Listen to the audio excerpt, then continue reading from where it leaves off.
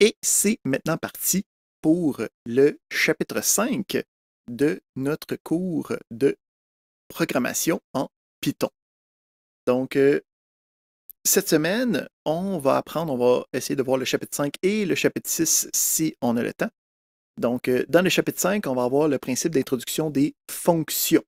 Donc, jusqu'à présent, on a utilisé des fonctions qui nous permettaient d'invoquer des bouts de programme qui étaient déjà préfaites. C'est print, input, toutes ces fonctions-là étaient déjà préfaites. Bien, là, on va être capable de définir nos propres fonctions pour être capable de les utiliser dans notre programme. Donc, on va aller voir le principe des fonctions, puis après ça, on va les construire avec toutes leurs options une à une. Tu sais, comme un peu qu'est-ce qu'on avait fait avec le if, qui commençait avec le if de base, puis là, tu avais des options, puis là, tu avais d'autres options, le else, puis le else if, et ainsi de suite. Donc, avec les fonctions, on va voir la version de base avec ce qu'on appelle une fonction void. Et après ça, on va voir le principe d'utilisation de fonctions, des variables locales, l'utilisation d'arguments, de paramètres d'entrée, puis les retours de ces fonctions-là aussi. Donc, on a déjà utilisé une panoplie de fonctions, puis on va avoir dans les fonctions deux informations primordiales qu'il va falloir comprendre. Donc, quand on utilise une fonction, il va y avoir en fait comme deux informations qu'il faut faire attention avec la fonction. Fait que pour être capable de checker ça, on va aller regarder une série. Juste un instant, faut que je prépare quelque chose d'autre à côté en même temps.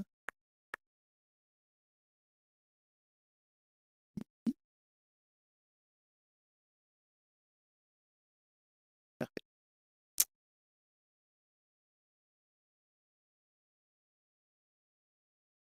OK.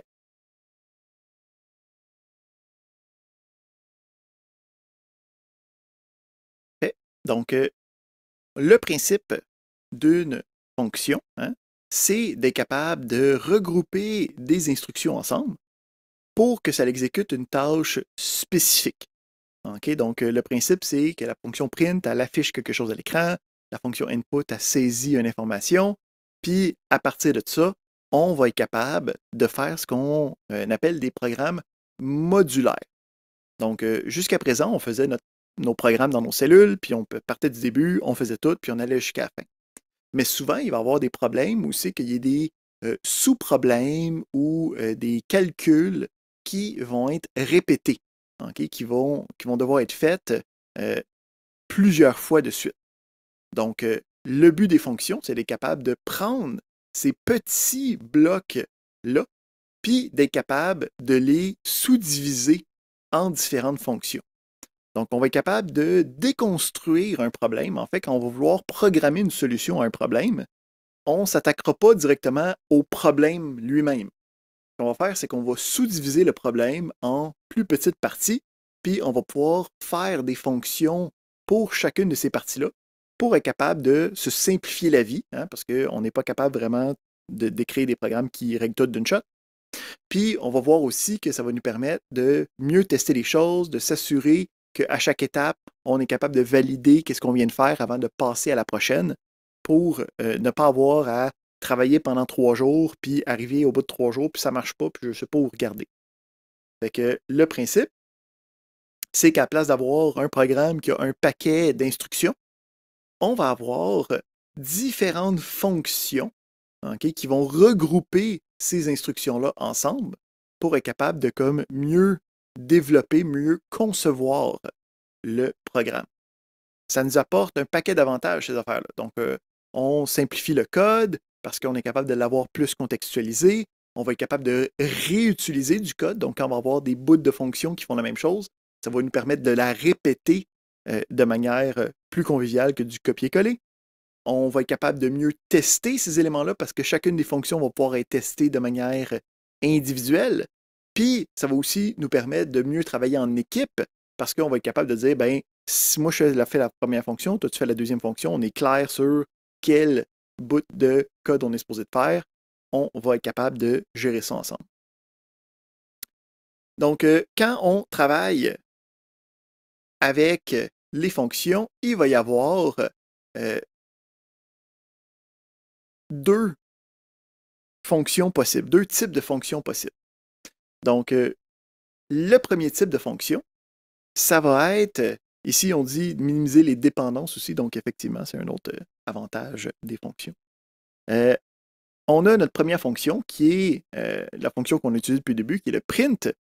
Le principe du print, c'est de faire une action. Okay? Donc, tu fais l'action, puis une fois que l'action est faite, tu continues à la prochaine instruction.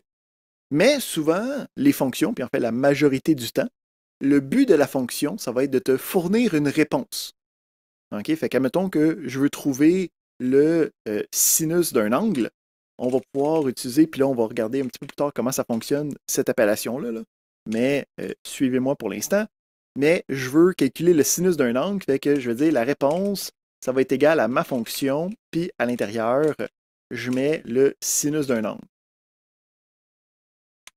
Wow. Puis après ça, je vais faire afficher ma réponse.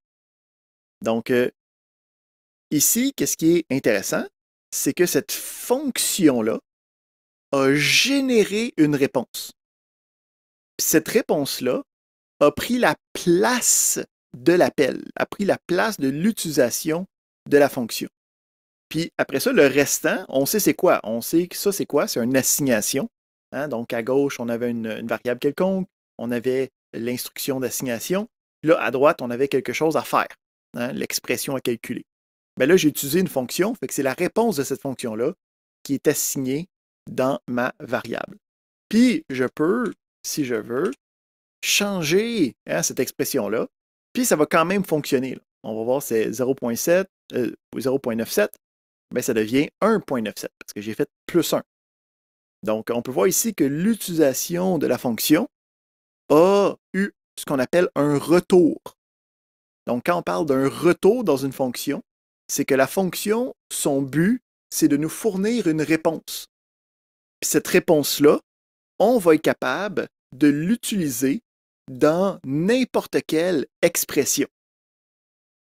Donc, on a deux types de fonctions. Les fonctions de type void ou les fonctions sans retour.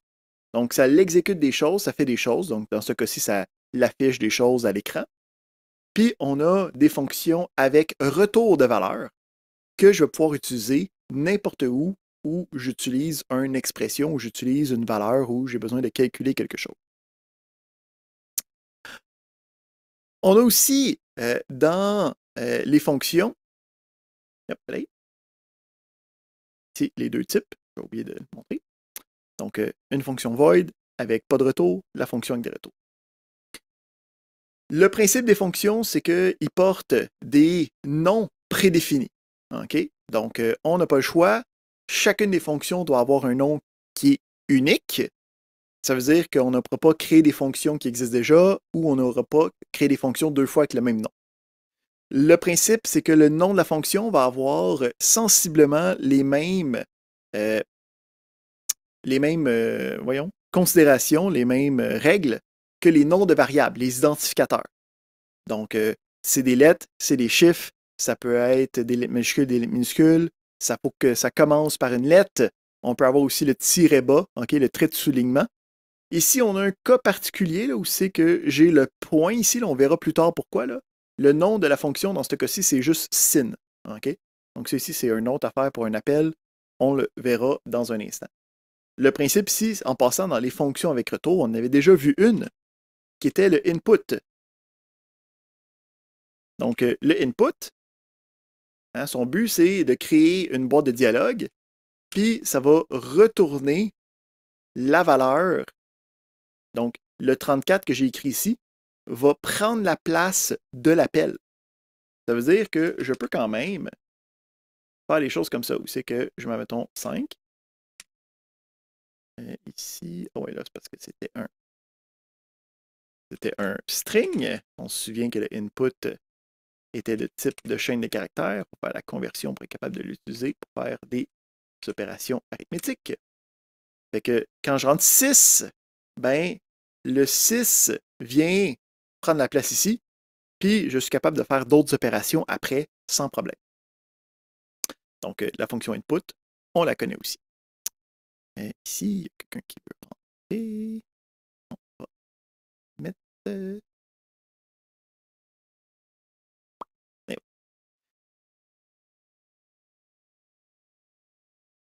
Parfait.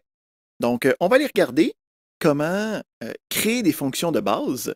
Puis après ça, on va aller voir comment rajouter des éléments, comment avoir des retours, comment aussi avoir ce qu'on appelle des paramètres ou des arguments d'entrée.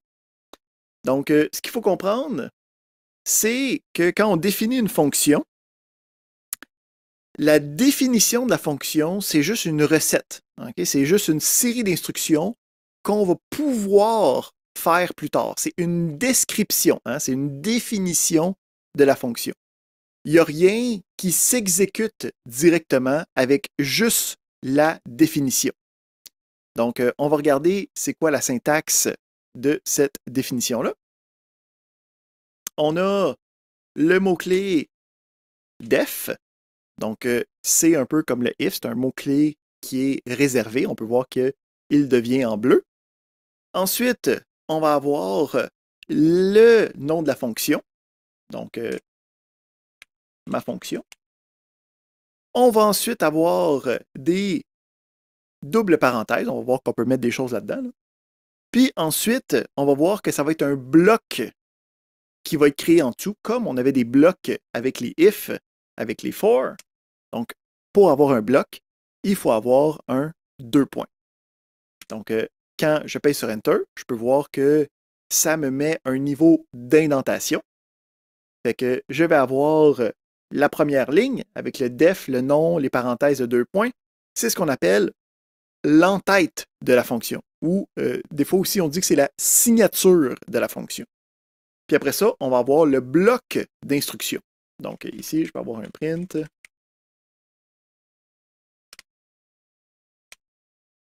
Avec des instructions à l'intérieur. Là, le principe, c'est comme pour le bloc d'instruction avec le if, le bloc d'instruction avec le while, le for, les blocs d'instruction utilisent l'indentation pour savoir qu'est-ce qui fait partie de la fonction puis qu'est-ce qui ne fait pas partie de la fonction. Fait que quand j'ai terminé, je peux remettre mon indentation au niveau -1, là, au rebord. Puis à partir de là, je peux commencer à avoir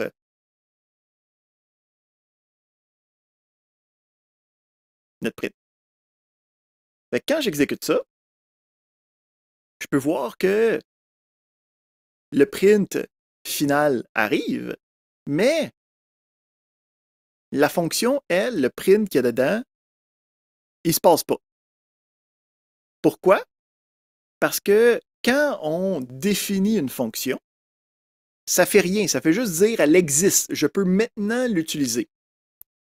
Pour être capable de l'utiliser, il va falloir que je l'appelle, il va falloir que j'utilise cette fonction-là pour l'invoquer, pour dire va faire les instructions de cette fonction-là. Donc, comment est-ce que je fais pour invoquer une fonction? Ben, on va utiliser le nom de la fonction avec des parenthèses. Donc, ma fonction. Comme on l'a fait avec les autres fonctions, hein, le print des parenthèses. Puis là, s'il y avait quelque chose à mettre entre tes parenthèses, je le mettrais, mais là, en ce moment, il n'y a rien. Fait que quand j'exécute ça, ce qui va se passer, c'est que quand il arrive à cet endroit-là, il va se souvenir qu'il est rendu là, mais il va prendre une pause. Il va monter dans la description. Il va aller exécuter tous les éléments du bloc. Puis une fois qu'il est terminé, il va revenir où c'est qu'il était pour continuer. Fait que ça veut dire que je peux avoir plusieurs appels, plusieurs invocations de ma fonction pour être capable d'avoir plusieurs fois le même bloc d'instructions qui va être répété, qui va être appelé. Donc, on a cette prémisse-là d'appel. On va voir que quand on fait l'appel, c'est aussi ce qui, quand on va avoir un retour, c'est aussi ce qui va avoir le résultat qui va prendre la place. Okay? Donc, c'est quand on fait l'appel qu'on pourra avoir le résultat de la fonction. Excusez-moi, j'ai une question. Certainement. Est-ce que l'exécution de la fonction, il faut que exécuter après la déclaration du fonction ou on peut le faire avant? Donc, excellente question. Donc, on demande, est-ce que l'emplacement de la définition est important? Fait que ici, je vais faire une autre fonction.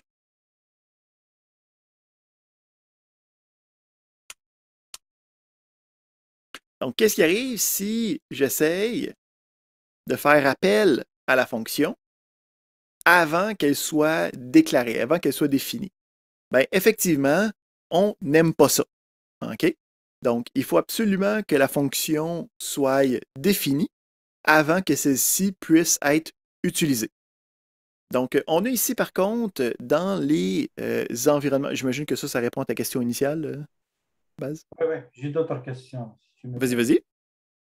Est-ce qu'on peut faire déclaration d'une fonction à l'intérieur d'une autre fonction ou non? Euh, Tu peux, mais ça fera pas ce que tu veux. Fait que je vais dire non. Au niveau qu'on est en ce moment, là, c'est pas quelque chose que tu voudras jamais faire. OK. Et le Donc, il y a retour, beaucoup d'implications derrière là, qui ouais. font en sorte que ça ne fonctionnera pas comme tu veux. Là. Oui, oui, même si c'est la même chose à JavaScript, il y a des comptes. Ouais, c'est ça. Là, dans JavaScript aussi, là, tu peux commencer à avoir des lambdas, puis il y a plein des Ouais, closures, puis il y a c'est plein de pas une choses bonne. de fun. Et le retour du fonction, il faut pas qu'on déclare le retour du fonction. Ben, t'as pas besoin. On n'a pas besoin. Exact. Fait qu'on va voir que quand on veut en avoir une, on va juste pouvoir le mettre, puis tout Ouais. va se faire tout seul. Et pour la même fonction, c'est-à-dire le retour, ça se peut une string, ça se peut une liste, ça dépend. On n'a aucune limitation sur le retour. Ça peut être n'importe quel élément de Python. OK, merci. Il y a une dernière chose que je veux mentionner, par contre. Euh, Quand on travaille dans notre environnement de notebook, l'environnement de notebook, lui, exécute les cellules dans l'ordre que je clique dessus. OK? Fait que ça veut dire que tu peux avoir des choses comme ça ici, où je vais exécuter la cellule avec seulement la fonction. Puis là, si à ce point-là, je décide d'avoir une autre cellule qui utilise cette fonction-là, le principe, c'est que ayant déjà exécuté cette cellule-là, quand je vais exécuter celle-ci, la fonction va déjà être définie, puis je vais pouvoir l'utiliser. C'est pas standard, là, on veut essayer d'éviter ça le plus possible, mais il faut comprendre que quand j'exécute des cellules, ok, cette exécution-là reste en mémoire. Fait que ça va être important, surtout si vous avez comme une ancienne version, puis que tu penses que c'est comme la dernière, il faut faire attention de bien rerouler la nouvelle définition avant de commencer à penser que ça a changé quelque chose. Comment peut faire pour vider, par exemple, la mémoire si on avait déjà exécuté, par exemple, la première? Mhm. Donc, si on veut au complet repartir l'environnement, on a l'option ici du runtime qui nous permet de repartir le runtime au complet. Donc, ça nous permet de tout enlever puis de repartir à neuf. On ne peut pas juste enlever une partie facilement des patentes. Ok. Ce qu'on va faire comme convention pour essayer de s'éviter ce genre de problématique-là, c'est que quand on va avoir des fonctions à déclarer, les fonctions vont toujours être la première chose qui va arriver dans nos différents programmes. Donc, tant que tu les mets au début, tu n'auras jamais de problème à rouler des choses, puis rouler des choses par la suite par rapport aux différentes fonctions. Ici, il y a une convention, OK? Ce n'est pas obligatoire, mais souvent, on va se faire une fonction main qui va être notre programme principal, puis notre utilisation du programme va être d'utiliser le main.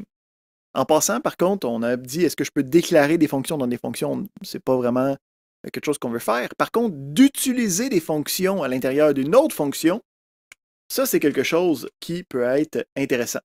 Donc, je peux très bien avoir des utilisations de la fonction qui sont à l'intérieur de d'autres fonctions. Donc, on a déjà parlé ici de l'indentation. À chaque fois qu'on a un 2 points, c'est un bloc de code. Par défaut, c'est un nombre d'espaces. Donc, ça peut changer dépendamment de l'environnement que tu utilises. Sur Google Colab, c'est 2. Ça se fait automatiquement. Donc, si aussi j'ai des lignes vides à l'intérieur, je peux très bien. Ça fonctionne de la même manière. Lui, c'est quand on arrête l'indentation qui va commencer à prendre une décision, qui va commencer à faire quelque chose de différent. Fait que, on continue. On peut voir la conception d'un programme avec des fonctions à l'intérieur d'un organigramme. Donc ça, ce n'est pas quelque chose qu'on va vous demander, là, parce qu'on est dans un cours d'introduction, on ne fait pas de la conception de programme. Mais le principe, c'est que dans un vrai programme, dans une vraie application là, qui a un paquet de fonctions, ce qui va arriver, c'est qu'on va avoir un organigramme de fonctions. Donc, si ici on a un exemple, là, on peut regarder, j'ai mon programme main, puis du programme main, on va avoir une fonction, mettons, qui s'appelle getInput, puis dans la fonction getInput, on va utiliser, donc ici on a le main, qu'est-ce que lui va utiliser? Donc en ce moment, si on ferait l'organigramme de qu'est-ce que j'ai ici, j'aurais le main, puis j'aurais juste une affaire, ça l'utilise ma fonction. Mais là, quand on va construire quelque chose d'une manière séparée, avec des petits blocs de fonctions, le principe, c'est qu'on va pouvoir créer quelque chose qui va ressembler à ça. Où c'est que le programme principal a besoin de ces sujets-là principaux, puis ce sujet-là a besoin de ces sous-problématiques-là, qui vont être chacune des petites fonctions. Fait que là, le principe, c'est que quand tu construis ça, tu peux commencer à partir du bas de l'arbre, séparer ça avec différentes personnes à l'intérieur d'une équipe pour être capable de dire, ben toi, tu vas faire celle-là, moi, je vais faire celle-là, puis quand les deux vont être faites, il y a quelqu'un d'autre qui va pouvoir faire celle-là. Puis l'autre personne va faire celle-là, l'autre personne va faire celle-là, quand ils vont être faites, on va pouvoir faire celle-là. Puis une fois que tous ceux-là sont faits, on peut faire le main, puis avoir réalisé notre programme au complet. Quand on crée des fonctions, on va avoir des contextes spécifiques. Donc, on va dire c'est quoi un contexte là, par rapport aux variables, ce qui va affecter leur portée. Donc, beaucoup de nouveaux mots ici. Là. Donc, on sait c'est quoi une variable. Le principe, c'est que jusqu'à présent, les variables, quand j'avais déclaré, je pouvais l'utiliser n'importe où. Ben, en fait, les variables qu'on peut utiliser n'importe où, c'est ce qu'on appelle des variables globales. Ça veut dire qu'ils peuvent être utilisés globalement. Mais on va voir qu'on peut avoir ce qu'on appelle des variables locales. Des variables dont la portée, donc la portée, c'est où c'est que je peux utiliser quelque chose, va être locale à une fonction. Donc la variable que je vais créer, elle va seulement exister à l'intérieur de la fonction dans laquelle je l'ai faite. Fait que je donne un exemple. Si je me crée une variable locale ici, puis j'affiche la variable, donc on a ici, si on regarde là, j'ai en ce moment deux fonctions, une fonction main. Cette fonction main-là est appelée, c'est ça qui se passe dans mon programme. Quand j'appelle la fonction main, ça l'appelle mon autre fonction qui s'appelle ma fonction. On va l'appeler fonction 2, mettons. Juste pour. Donc, ma fonction 2, à l'intérieur, j'imprime allô, salut. J'ai une variable locale qui s'appelle 10, puis j'affiche ça, ça l'affiche 10. Fait que, qu'est-ce qui est intéressant? C'est que si j'essaye d'afficher cette variable-là, ça va pas marcher. Donc, le principe, c'est que quand j'ai une variable locale, cette variable locale-là, donc qui est déclarée à l'intérieur d'une fonction, n'est pas accessible après l'appel de la fonction. Donc, la variable peut seulement être utilisée à l'intérieur de la fonction. Donc, ça veut dire que je peux avoir des variables qui ont le même nom,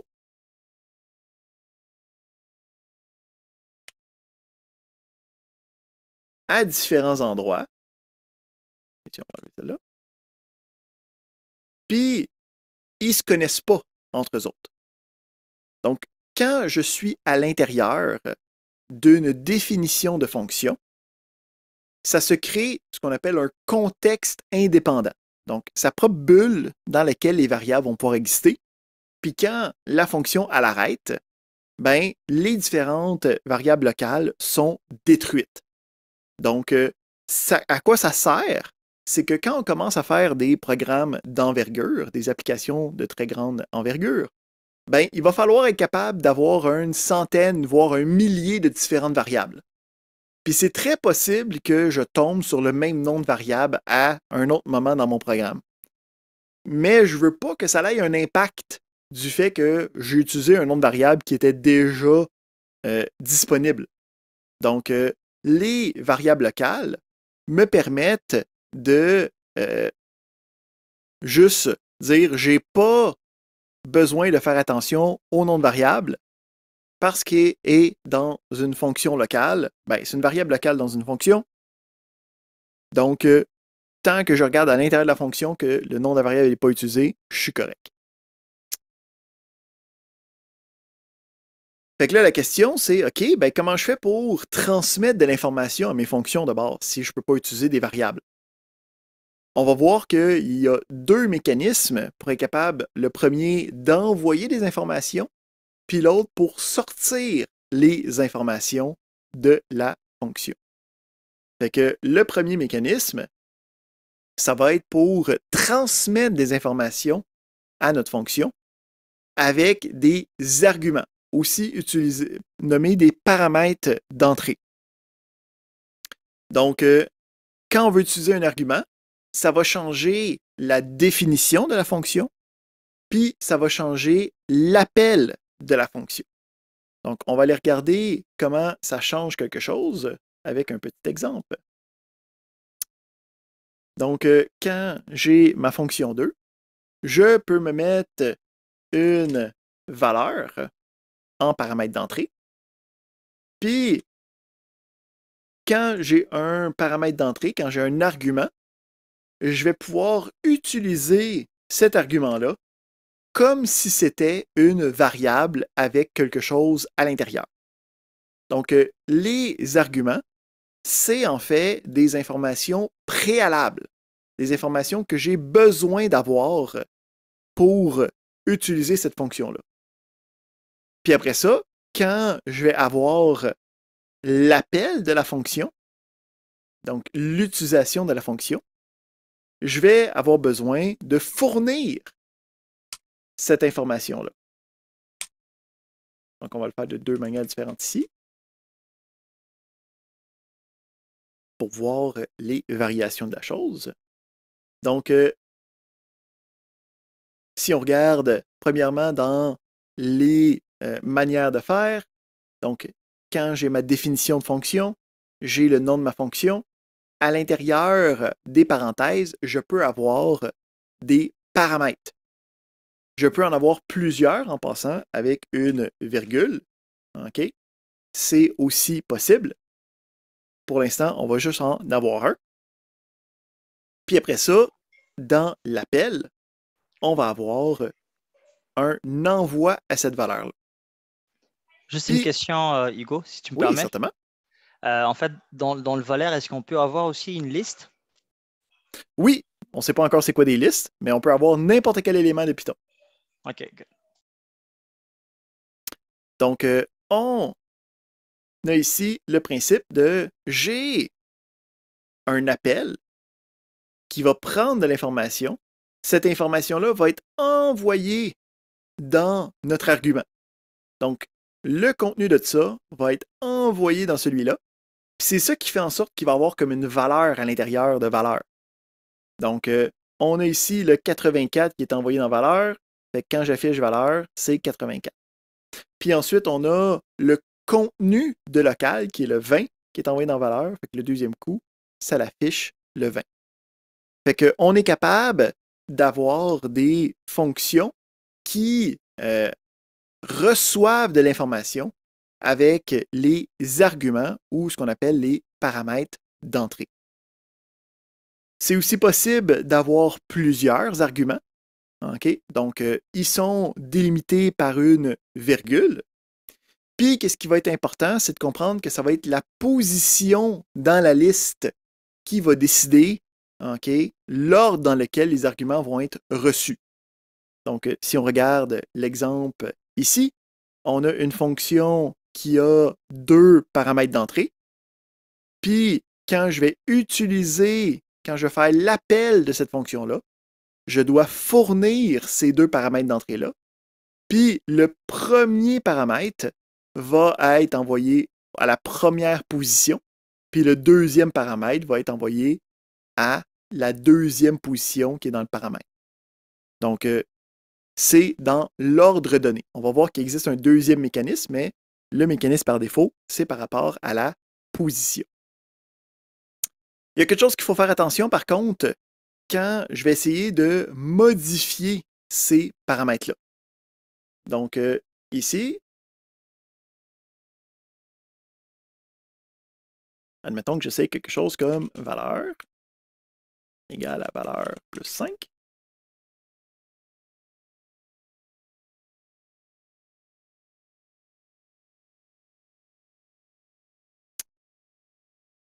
Donc, si je change ça, on peut s'attendre pas mal à ce qui va se passer. Donc, le premier coup, j'envoie 84. Quand j'envoie 84, je fais plus 5, ça devient 89, puis ça l'affiche le 89. Puis après ça, j'envoie local, c'est 20, ça l'affiche 20 en premier, ça fait plus 5, ça devient la nouvelle valeur, ça devient 25, ça l'affiche 25. Mais là, la question, c'est qu'est-ce qui arrive si je fais ça? Donc, après avoir passé à travers la fonction, c'est que j'ai envoyé local, qu'est-ce qui arrive si j'affiche local de nouveau? Fait que si je vais l'indiquer, local, 2 points, on va avoir une meilleure. Oups, j'ai perdu la parenthèse ouvrante. Qu'est-ce qui arrive dans ce cas-là? Ben, possiblement surprenamment, on va avoir la même valeur de 20 qui va être gardée en fait. Donc, le principe, c'est que c'est ce qu'on appelle un passage par valeur qui se passe avec les arguments en paramètres. Donc, le principe, c'est que ce n'est pas le local qui est envoyé. Ce qu'il va faire, c'est qu'il va toujours prendre la valeur ultime. Donc, il va faire n'importe quelle modification qu'il a besoin. Ça veut dire que je préfère quelque chose comme ça aussi. Ça marcherait pareil. Donc, ce que ça va faire, c'est que ça va envoyer 20 plus 5. Ça va trouver c'est quoi, puis une fois que ça a trouvé c'est quoi, ça l'envoie ici. Puis là, je peux voir que c'est le 25 en premier, ça fait le plus 5 ensuite, ça me donne le 30, j'ai le résultat qui est affiché. Mais local elle-même n'a jamais été envoyée en tant que variable. C'est toujours la valeur qui a été calculée qui est envoyée. Ça n'a pas de lien avec n'importe quoi que j'aurais pu décider d'envoyer. Donc, la méthode de communication avec les arguments, avec les paramètres d'entrée, elle est unidirectionnelle. Je ne peux pas sortir de l'information avec ça en ce moment. On va voir qu'il existe des astérix à ce que je viens de dire, là, mais pour l'instant, c'est unidirectionnel. Si on va vouloir sortir des informations, on va voir qu'on a un deuxième mécanisme pour être capable de faire ça. Parfait. Donc ici, c'est la même chose que je viens de démontrer. On a une deuxième méthode qui nous est disponible avec les arguments.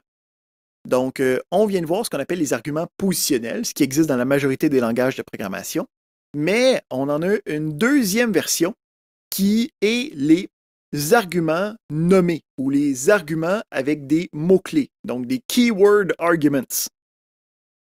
Le principe ici, c'est qu'on peut avoir un nom à notre argument. Donc, je peux ici dire limite est égale, puis je peux même mettre une valeur par défaut. OK? Donc, je pourrais mettre, mettons, la limite de 420, puis je pourrais avoir minimum qui est à 25. OK? Puis là, le principe, c'est que ces paramètres nommés-là, je ne suis pas obligé de les mettre.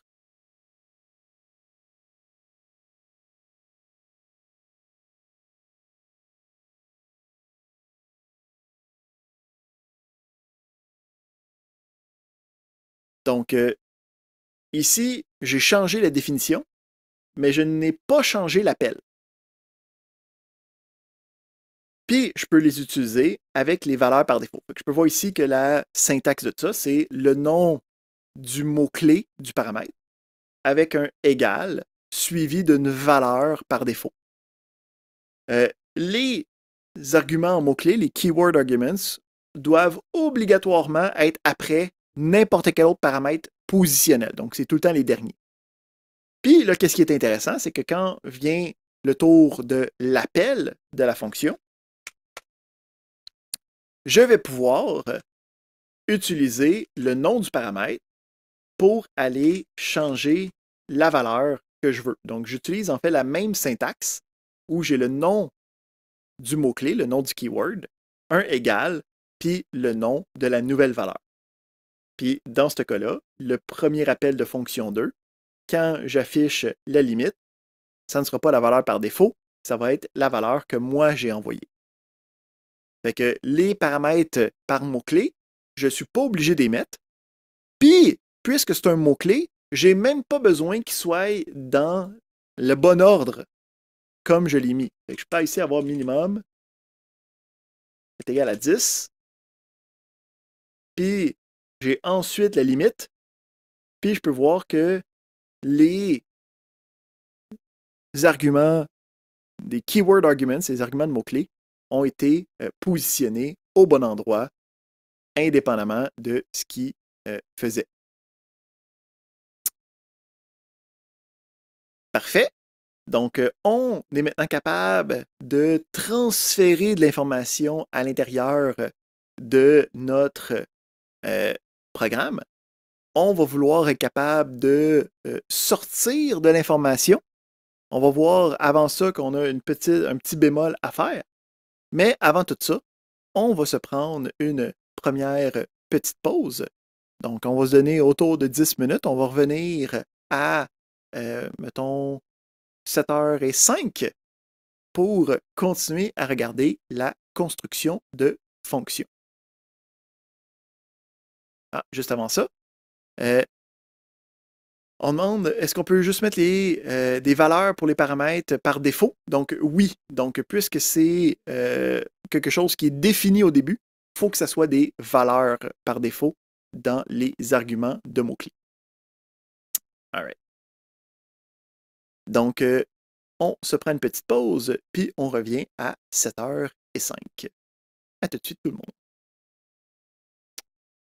Et c'est reparti. On avait un suivi de la question de Karim qui demandait est-ce qu'on peut avoir juste des valeurs pour les variables par défaut? On avait dit qu'on était obligé effectivement d'avoir des valeurs.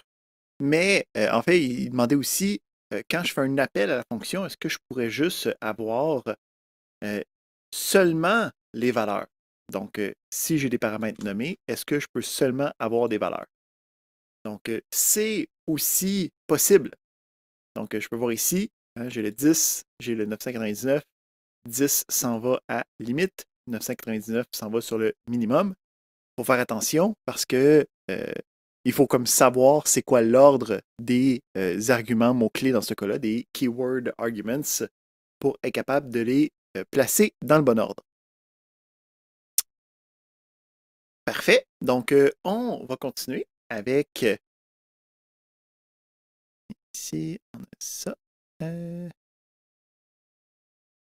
On va continuer avec l'utilisation des variables globales. Donc, on est capable d'avoir des variables qui vont transcendre l'utilisation des variables locales. Donc, qui vont permettre de pouvoir percer les contextes habituels pour être capable que ce soit accessible en tout temps. Donc, on peut utiliser le mot-clé global avec le nom d'une variable pour comme faire en sorte qu'une variable devienne globale. Ici, je le montre juste pour dire qu'on ne veut pas faire ça. OK, donc, les variables globales, ça va un peu à l'encontre des bonnes pratiques de programmation. Puis on va voir que plus on avance, plus les éléments doivent être faits de manière défensive. Donc, le principe, c'est que quand on est en train de programmer, la seule source de problème, c'est nous-mêmes. OK? C'est nous qui sommes en train de créer le programme. Fait que si on n'écrit pas la bonne chose, ben, c'est de notre faute. Donc, on va prendre des approches de programmation défensive pour essayer d'éliminer la source de problème qui est nous-mêmes. Donc, on va se donner des méthodes, des manières de faire qui vont éviter le plus possible de pouvoir faire des erreurs. Donc, on va éviter les variables globales pour tous nos programmes que nous, on va faire dans ce cours-ci. S'il y a des moments où c'est que c'est obligatoire, mais vous tomberez sûrement pas là-dessus par vous-même. J'ai une question, Denis. Oui, bonsoir, monsieur. Bien, bonsoir. S'il vous plaît, j'ai une question relativement, c'est-à-dire à d'autres langages, le type de retour qui est dans la fonction. Ici, la fonction, il n'y a pas de type. C'est-à-dire, est-ce qu'il y a un moyen de faire ça ou bien on fait Oui. pas ça en Python? Donc, on va voir qu'on peut avoir un retour. OK, c'est ça qu'on s'en va voir dans quelques minutes. Fait que, est-ce que je peux suspendre tes questions jusqu'à temps qu'on ait vu cette partie-là, qui devrait expliquer en long et en large tout ce qui a rapport au retour. Parfait. Donc, si ce n'est pas encore clair après qu'on ait reparlé des retours, tu pourras reposer des questions pour voir s'il y a d'autres clarifications que tu voudrais avoir. Donc, on a le principe de variable globale. Il existe aussi le principe de constante dans plusieurs langages de programmation. Okay? Donc, des éléments qui ne changeront pas de valeur à travers les différentes séquences, les différentes instructions de ton programme, comme des valeurs contextualisées au problème. Si, admettons, je suis en train de faire une affaire qui check est-ce que tu es d'âge majeur pour être capable d'acheter des billets de loto sur un site web, ben, il faut que je sache c'est quoi l'âge majeur. Ça va être 18 ans. Ben, cette information-là est juste constante à travers le programme. Donc, on va avoir la possibilité d'avoir des constantes globales. Donc, c'est le seul moment où on peut utiliser des informations globales. C'est avec les constantes, ça ne change pas. Puis, mais le principe, c'est qu'en Python, il n'y en a pas de constante globale. Il n'y a pas de mécanisme formel pour être capable d'avoir des éléments constants. Donc, on va utiliser la variable globale. C'est juste qu'on va le faire avec conscience pour être capable de dire que ça va être une constante globale. Habituellement, le nom de la variable va être en majuscule, on en avait déjà un petit peu parlé, pour dire que c'est une information qui est constant. On a plusieurs fonctions qui existent déjà. Donc, on a ce qu'on appelle la bibliothèque standard. Donc, il existe une panoplie de fonctions de base qu'on a déjà commencé à utiliser. Okay? Donc, print, input, range, c'est des fonctions qu'on peut juste directement utiliser puis qu'on peut directement invoquer. Par contre, quand vient le temps d'utiliser des fonctions qui vont venir de d'autres bibliothèques, c'est des bibliothèques qui sont disponibles, mais qui ne sont pas chargées par défaut, qui ne sont pas loadées dans l'environnement par défaut. Donc, pour être capable de faire ça, il va falloir importer la bibliothèque, puis ensuite utiliser la fonction qu'on voulait. Donc, on a une panoplie de bibliothèques ou ce qu'on appelle des librairies aussi. Pour être capable de les utiliser, on va utiliser le mot-clé import suivi du nom de la bibliothèque. Donc, les fonctions des bibliothèques sont stockées dans des modules. Donc, bibliothèque, module, librairie, là, en Python, c'est tout synonyme. Donc, j'ai le mot-clé import, puis après ça, je peux avoir le nom de la bibliothèque. Fait que tantôt, on avait utilisé la bibliothèque math, okay, le module math, qui va avoir des informations à l'intérieur. Fait que le principe, c'est qu'il faut être capable ensuite d'aller chercher les informations de cette bibliothèque-là. Et mettons, on pourrait aller regarder la documentation de ça. Donc, si je marque Python Math Module, on va pouvoir aller regarder la librairie de maths. Puis, dans cette librairie-là, ça va nous dire toutes les informations pertinentes sur les différentes fonctions de maths. Fait que tantôt, on a été chercher sin. Donc, on essaie de la retrouver là-dedans ici. Ben, je peux voir ici la fonction sin. Je peux voir ici, entre parenthèses, ça a un argument, un paramètre d'entrée. Puis, je peux aller regarder la description qui dit que ça retourne le sinus en radian de x. Je peux aller regarder d'autres éléments. Là. Donc, mettons la distance euclidienne, là, la distance entre deux points x, y. Donc, je peux voir ici, ça a deux paramètres où ça nous donne P et Q, puis ça nous redonne la distance entre les deux points. On peut aller regarder ici la puissance. Donc, on peut aller regarder le logarithme, on peut aller regarder le restant. Donc, il y a un paquet de fonctions. Puis, on est capable de lire maintenant des descriptions de fonctions. Donc, on peut aller lire des descriptions de fonctions. Une fois qu'on a cette prémisse-là, on va être capable d'utiliser les fonctions de la librairie en faisant comme j'avais fait tantôt au début. On va avoir le nom de la librairie, un point, puis ensuite, on va avoir le nom de la fonction. On peut voir en passant que quand je suis en train de le taper, là, quand j'écris math.h, on peut voir que l'environnement est conscient de la librairie et de ses fonctions. On peut voir que sin est déjà là. Puis en fait, quand j'ouvre sin, je peux voir que ça prend des informations. OK? Un paramètre. Puis je peux maintenant l'utiliser comme je voulais. Donc, on est capable de gérer ça. Une autre librairie qui peut être intéressante à travailler avec, on va avoir random aussi, si on veut générer des choses de manière aléatoire. Donc, random me permet d'avoir des choses comme randint, qui me permet de générer des valeurs aléatoires entre les bornes A et B. OK? Donc, on est capable de travailler avec ça de manière assez facile et conviviale. Parfait. Fait que ici, exemple de randint, hein, on a deux paramètres d'entrée. Mettons qu'on l'essaye. On va import random. Puis, on va pouvoir faire un print de random.randint 2, 10. Puis, quand je l'exécute, ça me génère un nombre aléatoire entre 2 et 10, ça a pris 4. Puis, si je le réexécute, à chaque fois que je le réexécute, la valeur est aléatoire, fait qu'elle peut changer à chaque appel. Ça, c'est bon, c'est ce qu'on a dit. Parfait.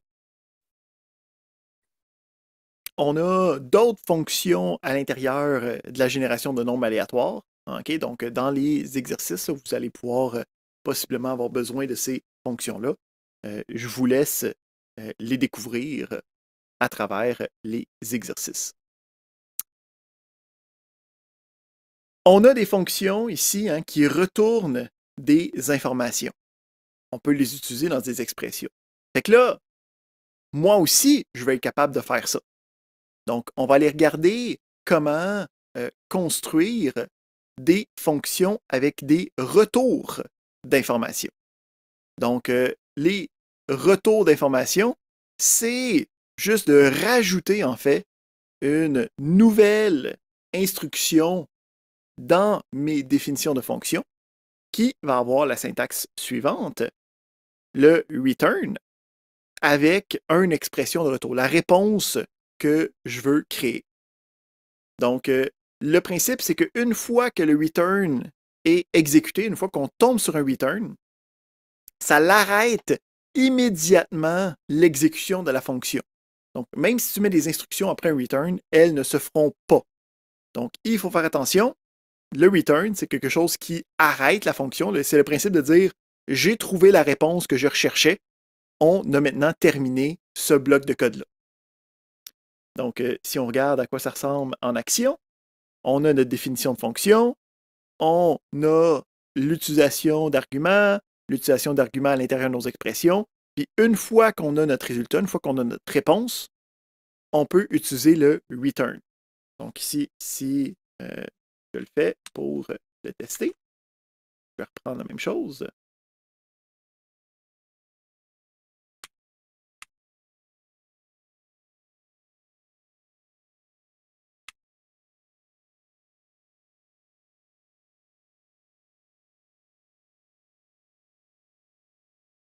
Je vais enlever l'utilisation de mon main. Puis là, je vais dire, j'ai un appel à ma fonction qui me trouve le résultat.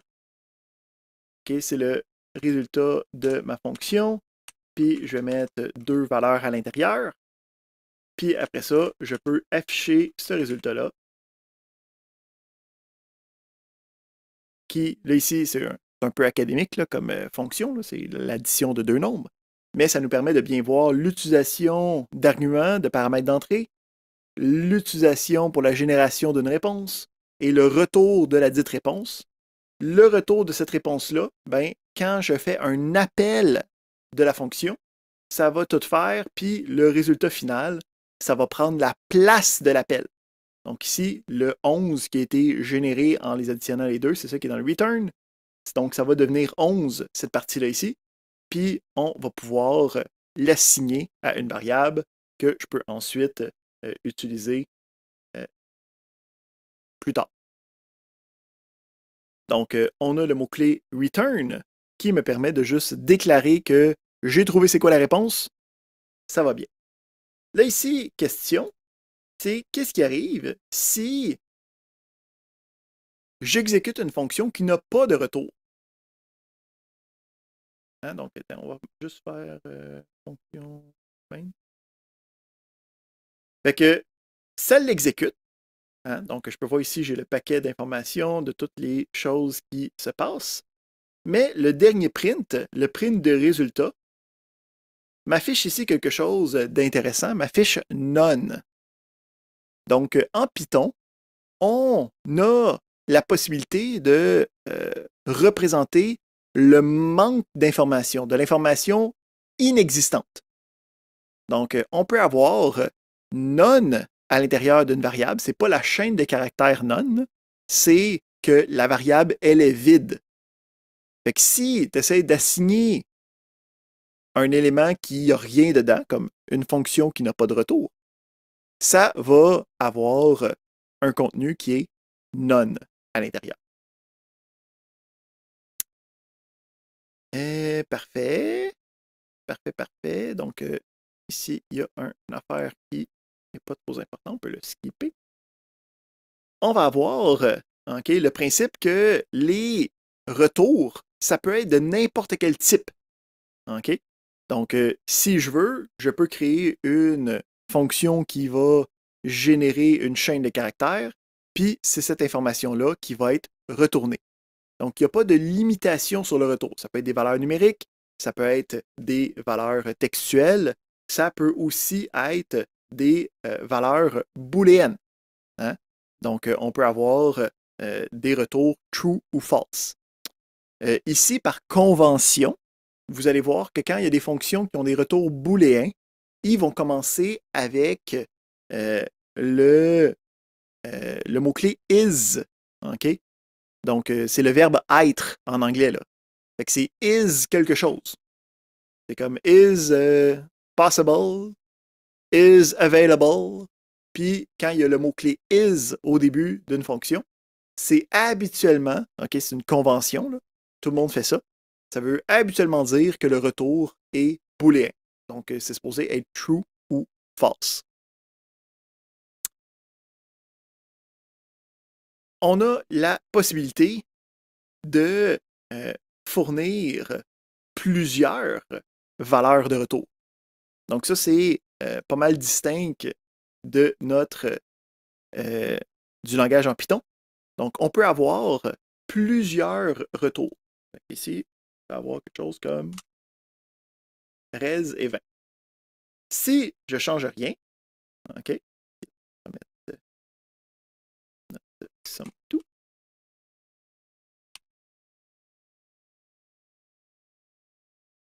Donc, je peux voir ici que ça a comme fait un bloc de plusieurs éléments. On va voir plus tard que c'est des tubes, blablabla, il y a des choses qui se passent. Ça. Mais on peut, pour l'instant, juste avoir les deux résultats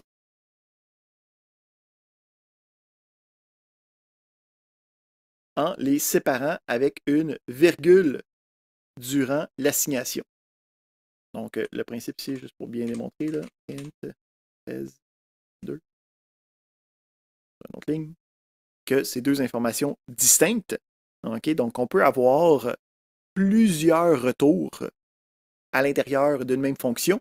Ça l'utilise des collections, là, ça l'utilise des listes, puis en fait des tupes derrière, c'est caché pour nous.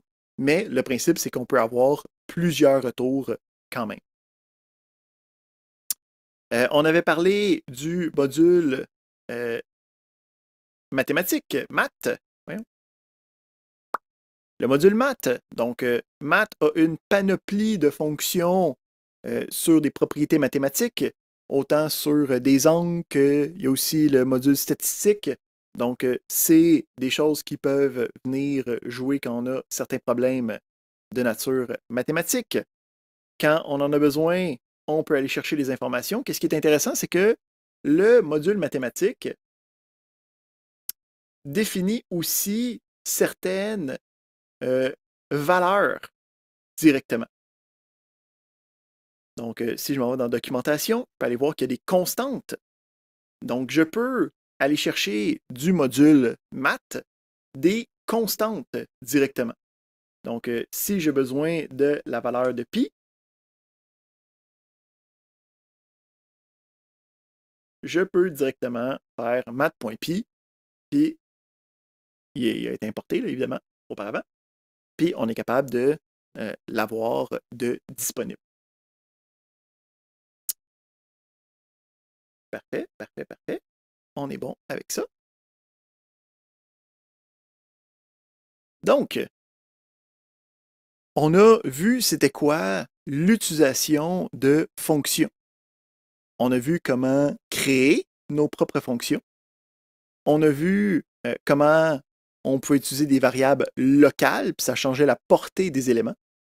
On a vu qu'on peut avoir des arguments positionnels, des arguments de mots-clés ou nommés. On a vu les principes d'éléments global. Puis on a vu le principe de retour qui me permet de générer une réponse à une fonction. Puis on a vu qu'il existe des bibliothèques, des librairies de fonctions déjà existantes comme math et random qui me permettent d'avoir des fonctionnalités préexistantes ou des fonctionnalités déjà disponibles. Parfait. Donc, ça, c'était notre chapitre 5. Ça fait le tour de ça.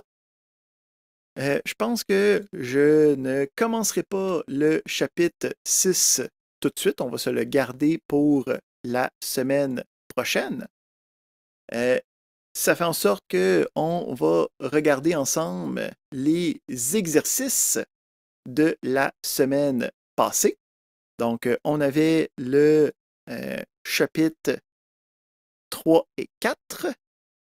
Donc, laissez-moi préparer ça un instant, puis on va regarder les solutions de ça. All right. Fait qu'on regardait les derniers exercices du chapitre 3 et du chapitre 4.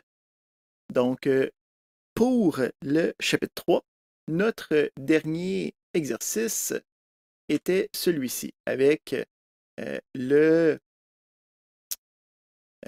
restaurant qui demandait est-ce qu'il y a du monde qui sont végés, est-ce qu'il y a du monde qui sont végétariens, végétaliens, ou est-ce qu'ils ont besoin d'avoir un restaurant sans gluten. On avait ici une liste des différents éléments qui étaient possibles. Puis là, nous autres, il fallait décider comment à partir des questions, on était capable de décider à quel restaurant on voulait aller. Donc, la chose qu'il fallait faire, bon, il fallait avoir, premièrement, les informations sur chacun des besoins. Donc, fallait commencer avec 3 saisies pour aller chercher les informations requises. Donc, on peut avoir ici un input. En fait, je pourrais marquer, on peut demander le végétarien. Puis là, on peut faire un oui/non. Puis là, on peut demander est-ce que la réponse, c'est un oui. Puis là, le principe, c'est qu'il faut sauvegarder ces informations-là. Là, ces informations-là, quand c'est oui/non, le principe, c'est que ça va être des informations qui vont être booléennes, des informations logiques qu'on va pouvoir utiliser pour être capable de gérer nos réponses. Donc, on peut avoir ici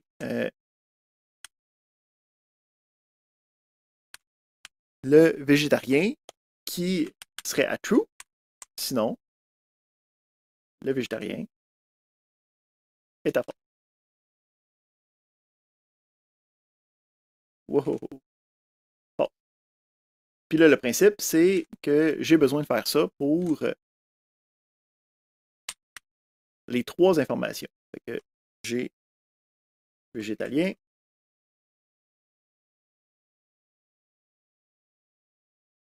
Et après ça, j'ai sans gluten.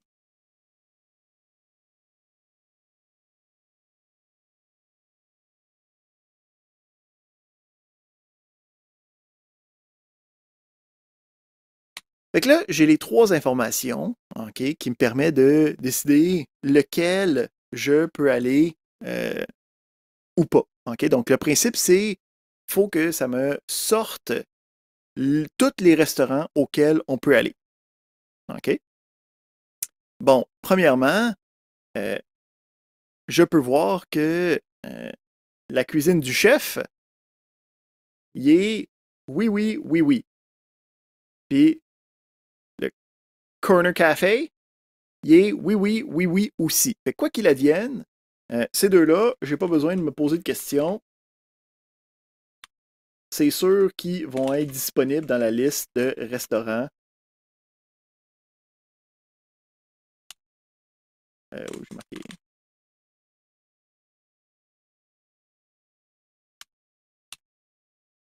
Dans lesquels on peut aller. Là, après ça, le principe, c'est qu'il va falloir que je fasse des conditionnels pour être capable d'indiquer les autres restaurants, est-ce que je peux y aller ou pas. Donc, on va avoir quel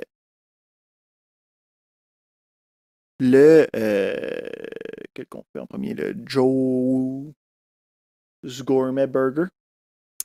Fait que lui, il faut qu'il n'y en aille aucun. Fait que si, puis là ici, je vais utiliser le not, qu'on a vu qui me permettait de prendre l'inverse. Fait que pas végétarien et pas végétalien et pas sans gluten. Donc ici, on avait demandé la semaine passée quand est-ce que j'allais utiliser le not. Ben ça, c'est un exemple. Ça me permet de plus facilement visualiser la question. Si c'est aucun de ceux-là, ben, ça veut dire que je peux aller ici à Joe's Gourmet.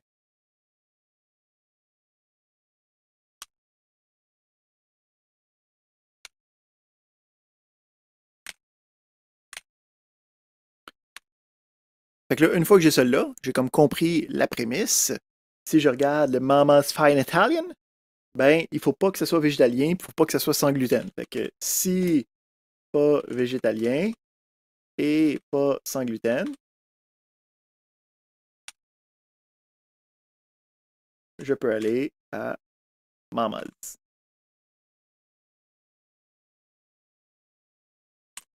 Puis le dernier qui nous reste, c'est la Main Street Pizza.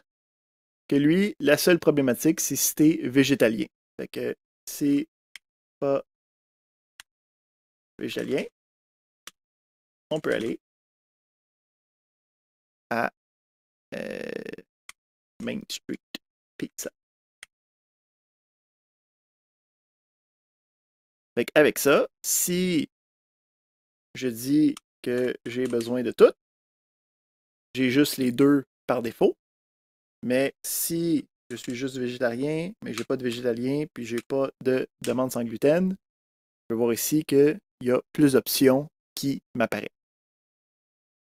Donc, on avait ici la sélection des différents éléments par rapport à ce qui était disponible à l'intérieur de mon groupe. Parfait. Monsieur, Oui. dans le else, là, est-ce que c'est obligatoire qu'on ne peut pas laisser le if végétarien ou si le végétarien égal à true, sinon ça va être false. C'est-à-dire on ne fait pas le else dans ou bien c'est obligatoire. Alors, excusez-moi. Le Ici, résultat, tu parles de ce. Attends, José Canis, tu parles. Est-ce que lui il est obligatoire? C'est ça ta question? Oui, parce que s'il Oui. n'est pas, si on ne le met pas à true, on peut l'initialiser à false et le garder, c'est-à-dire automatiquement. Effectivement, on a une alternative possible dans ce cas-là.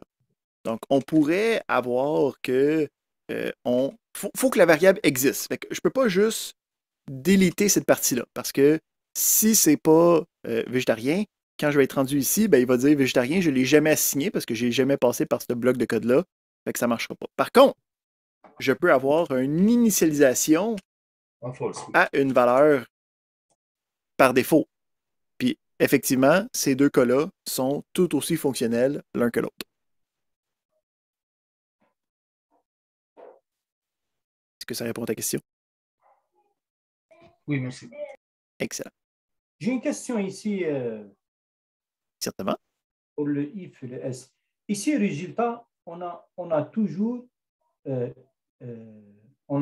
voir à la fin résultat gluten, true ou false. À la fin. Ben oui.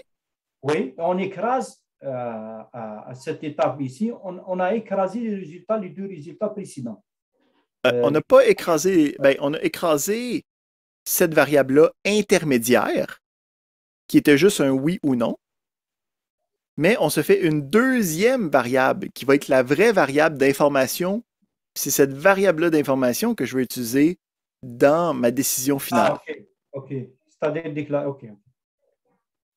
C'est clair, merci. Excellent. Mais c'est un bon point ici, là. J'ai utilisé une variable res qui était purement intermédiaire. Hein? Donc, il faut faire attention, cette variable-là, elle sert à rien après les inputs. OK? C'est vraiment juste pour avoir le O ou le N. Super. Est-ce qu'on a d'autres questions par rapport à ce numéro-là? Au pire, vous avez le temps d'y penser, même si vous posez la question pendant que je suis en train d'écrire le prochain. C'est bien correct. On y va donc avec le prochain. Oups, je vais mettre ça en texte. Qui nous demande d'écrire le motif suivant. Ici, je vais mettre ça.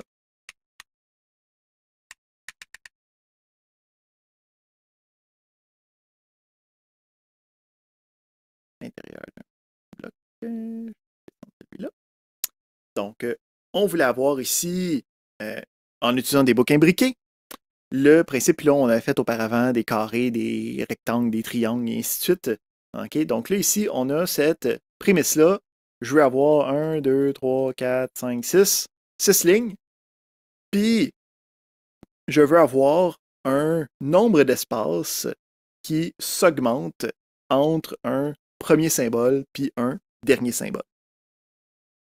Fait que pour être capable de faire ça, il va falloir utiliser des boucles imbriquées. Okay? Donc, le principe, c'est on peut commencer avec une boucle imbriquée, mettons, qui fait un carré, là, puis on va comme travailler à partir de là. Fait que je peux y aller avec, pour chaque ligne, j'en veux 5 ou 7. Ouais. Puis après ça, je veux avoir des colonnes. OK? Mettons que j'en veux 7 aussi. Puis, à l'intérieur de ça, je vais pouvoir imprimer des éléments. Là, la problématique, premièrement, si je fais juste ça, sont toutes sur des lignes séparées. Donc, on avait vu que si on ne voulait pas que le print soit sur des lignes séparées, on pouvait avoir, maintenant on sait que c'est des arguments nommés, des arguments avec keyword, qui me permet de dire que le end, je veux que ça soit rien. Donc, je peux avoir des doubles guillemets vides. Là, ça fait en sorte qu'ils vont tous être sur la même ligne. Là, je ne veux pas qu'ils soient tous sur la même ligne. Je veux qu'à chaque ligne, ça saute. Fait que là, le principe, c'est que j'ai une première boucle qui va se faire 7 fois. À chaque fois, je vais avoir une deuxième boucle qui va se faire 7 fois. Mais moi, je veux qu'après 7 coups, ça saute de ligne. Fait que je peux avoir ici un print avec juste rien à l'intérieur qui va faire un saut de ligne. OK? Fait que ça, c'est le minimum. Donc, là, ici, en fait, j'en veux pas 2, par exemple. J'en veux pas 7. J'en veux 2. Puis, je veux à l'intérieur avoir des espaces. Fait que là, il y a un paquet de manières de le faire. OK?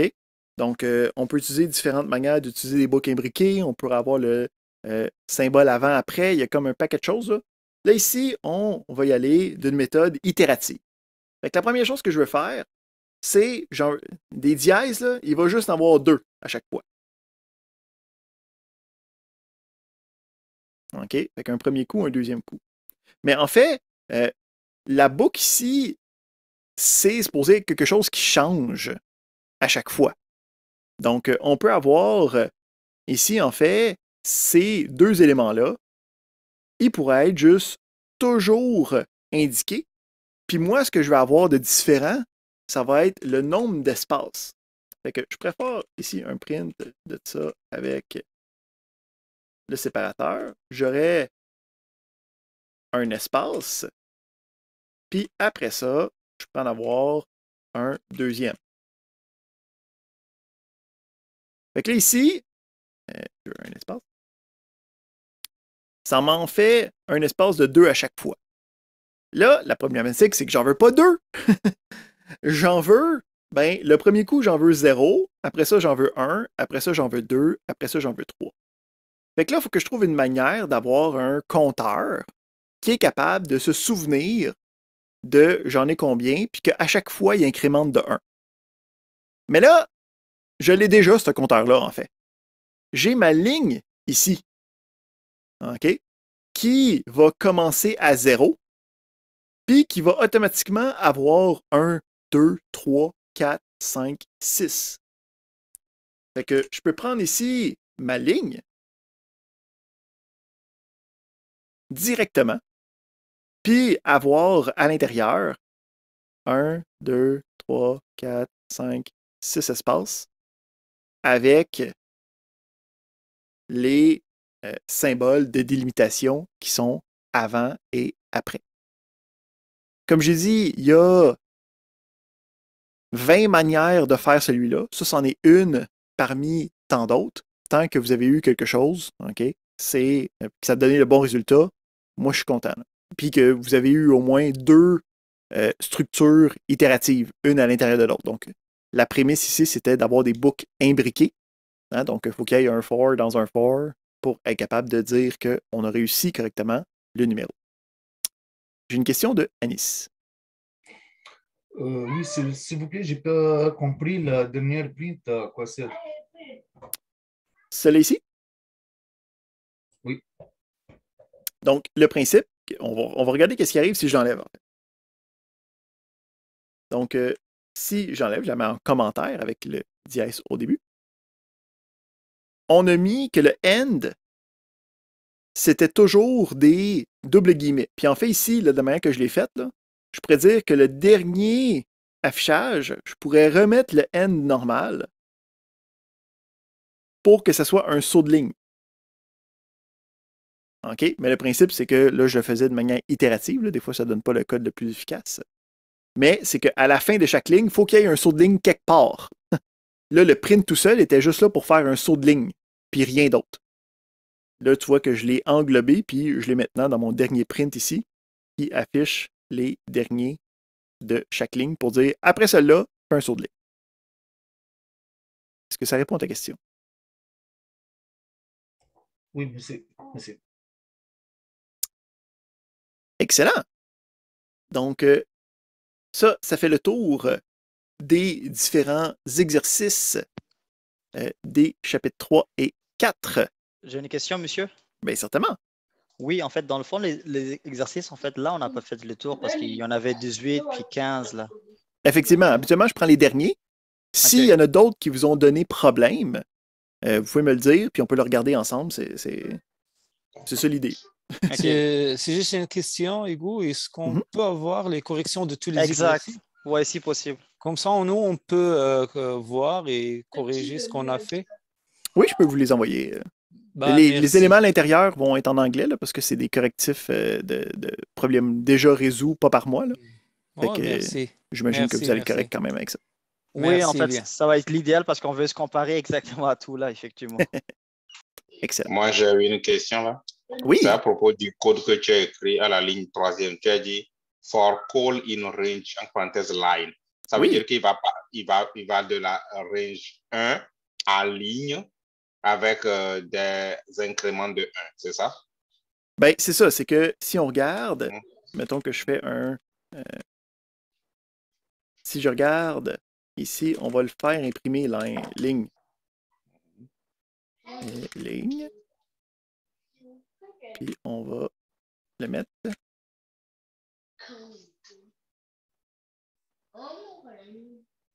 Puis là, par principe, je vais mettre un autre espace. Puis je vais pas mettre de séparateur. Ça va juste le mettre à l'avant. Séparateur, le N. Donc, je peux voir ici la valeur que ligne a à chaque itération. Fait que je peux voir ici le premier coup, ligne, il y a 0. Fait que lui, il va de 0 à 0, il le fait juste pas. Fait qu'il saute par-dessus, il ne fait pas d'espace. Après ça, je m'en vais à la ligne est 1. Fait qu'il va aller de 0 à 1, il va le faire une fois. Il va rajouter un espace. Et après ça, la ligne 2, il va rajouter, donc lui devient à 2.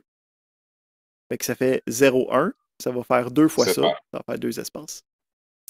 C'est bon? C'est parfait. C'est bon. Merci. Excellent. Donc, j'ai une autre question d'Anis. Ou c'était la même? S'il vous plaît, c'est juste, supposons qu'on veut initialiser notre compteur à 1, par exemple, est-ce qu'on peut mettre ligne égale à 1 et on utilise la même syntaxe for ligne in range 7? Ben, si tu veux initialiser ton compteur à 1, le principe, c'est...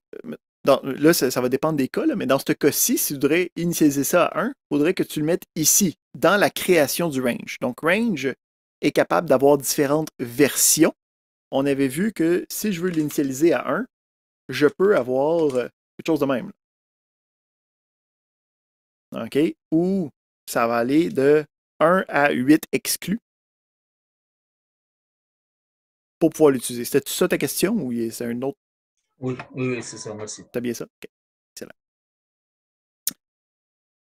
Fait que ça, le range est capable d'avoir un élément de départ aussi. Il faut faire toujours attention, la valeur est exclue quand on met l'autre. Super. Fait que ça ferait le tour de notre partie magistrale. Donc, aujourd'hui, on a juste eu le temps de voir le chapitre 5. Ça veut dire qu'il y a juste les exercices du chapitre 5 qui sont à faire pour aujourd'hui. Comme pour la semaine passée, je vais fermer au complet le Zoom. Donc, je vais fermer la rencontre pour que ça puisse me donner la vidéo immédiatement, que je vais mettre sur YouTube immédiatement aussi. Fait qu'elle devrait apparaître dans les 20-30 prochaines minutes. Une fois que ça c'est fait, je vais réouvrir le Zoom. Puis si vous avez des questions durant la confection de vos différents problèmes, je vais être là pour vous répondre. Mais si vous faites l'exercice et tout va bien, vous pouvez rester déconnecté. Je vais aussi mettre en ligne les solutions des chapitres 3 et 4 pour les exercices. Puis, je vais mettre en fait les solutions après une semaine, comme ça, je vous donne... Le principe ici, c'est, il faut faire attention, là, par contre, avec des solutions de programmation. Les solutions, vous devriez seulement les regarder si vous avez réussi le problème. OK? Parce que je pense que vous vous êtes rendu compte là, que quand moi je le fais, ça semble facile. Puis quand vous devez le faire, c'est pas aussi facile parce qu'on est en train de se construire une nouvelle manière de penser, de résoudre des problèmes. Fait que de regarder du code déjà fonctionnel, ce n'est pas une bonne méthode d'apprentissage de programmation. Donc, je vais mettre un astérix ici, là, faites extrêmement attention. Si vous êtes comme, ah, ben c'est correct, j'ai regardé les solutions, puis comme je comprenais ce que ça faisait, là, vous n'avez pas assez appris pour être capable de faire le restant des travaux du cours. Donc, il faut vraiment être capable de faire les exercices, OK? Pas seulement regarder du code fonctionnel pour être capable d'assimiler cette matière-ci. Fait que, avec ce dernier avertissement, autrement, bonne chance pour les exercices. Bon travail à tous. Je ferme le Zoom. Dans une vingtaine de minutes, je le réouvre. Si vous avez quelconque question, n'hésitez pas à revenir et me poser ces différentes questions-là. Si je ne vous revois pas, bonne soirée à tous. Merci, bonne soirée. Bonne soirée. Bonne soirée à tous. Ouais, à tous. Bonne soirée. Merci, bonne soirée. Merci, bonne soirée à tous.